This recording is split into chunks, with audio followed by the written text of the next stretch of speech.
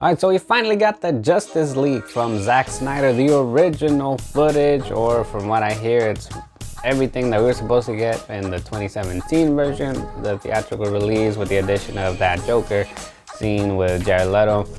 Was it worth the wait? Oh, man, does my butt hurt. And personally, I don't really think it was necessary for this movie to be that long. I mean, I get what Snyder was trying to do, that since DC was behind, so and then they have that bad habit of trying to get all their movies going now because they're trying to catch up, you know, with Marvel, of competing with the Avengers and all that, if you want to see it that way. But to me, I feel like it seems the same as all the most of these DC movies that have been coming out. They're just trying to push the stories out there. They're not really trying to give any character development. They're not really taking their time with the plot, with the story. And then I feel like that's the same case here. It's just stretched out. Like seriously, for like the first hour and a half, I feel like that could have been done in probably like 30 minutes or so. In that first hour and a half, it took an hour and a half to just finally explain the plot of the movie, that it's okay that it's Steppenwolf trying to find the 3 mother boxes. It took an hour and a half to explain the history behind all that, behind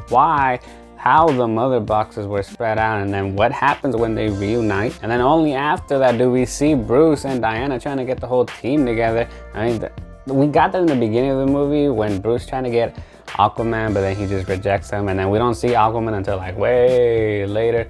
So I feel like there was a lot of pacing issues in this movie. I would say for like the first half of the movie, it's a lot of just talking. It's a lot of really slow pace. I mean, the whole movie is slowly paced, but in the first half is like really slow, and you literally feel like you're the Flash, but except just sitting down watching the movie, because you're just like waiting and waiting for things to happen, or for them to shut up and stop talking, for them to finally get somewhere, to just move on forward. And speaking of these flashings, you see that, like, I would say probably like every 20 to 30 minutes of the movie it's like talking, then in between you have a little bit of action scene, but it's not really, I don't really call it action, because all you see is either the Flash running really slow, because of course we don't want to just, for some reason they don't want to actually see him do his thing. We have to just slow down every time. So we just have to sit there and wait until he gets from point A to point B in a matter of like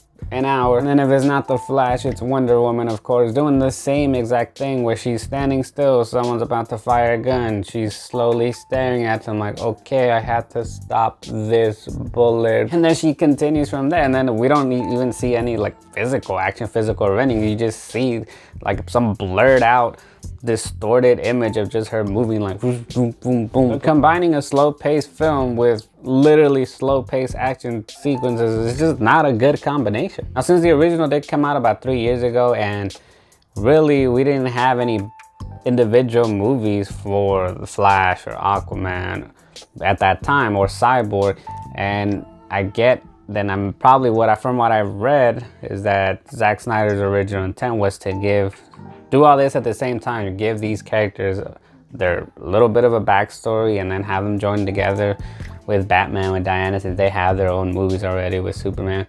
But really, I mean, I found myself really just not really caring, just really not being interested as much. The only character that I saw that I was able to connect with, who I saw some connection with, it was Cyborg. I mean, we get more of him than anyone else. We see more of him from his family. We get the basics. We get, okay, he got an accident, why he was created. We see that he has that unstable relationship with his dad.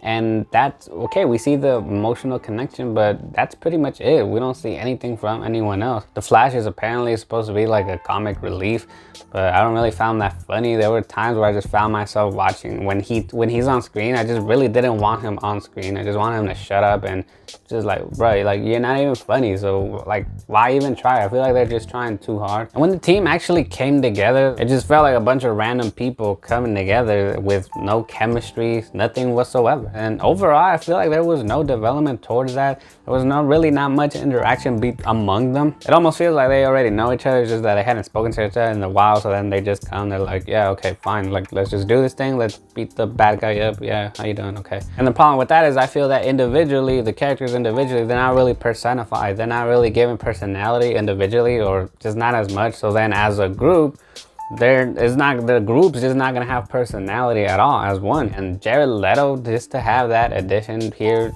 as a Joker again, I mean, if we don't learn from what happened in Suicide Squad, then how will we ever learn? Like, let's just admit Jared Leto's just not good for this role, and then they thought that he was gonna redeem itself, or DC is gonna redeem itself in general, just by having him bring back with long hair, a little bit of a different look. Okay, we don't have the whole ghetto grills in his mouth anymore, that tattoos, but he's still doing the same stupid laugh, like really, you just don't see the point to a lot of the things in this movie. My point is, if you have 4 hours of footage, but make sure that these 4 hours are actually useful. You're actually taking advantage of the 4 hours to give us an interesting story, to not just stretch something out that's just taking forever. I didn't feel the story was actually being built up and keeping me interested enough to stick all the way to the end. I mean, I did stick to the end because I have to review the film, but I was looking at the time for like 4 or 5 times. There might be some fans that are praising it, saying that it's good,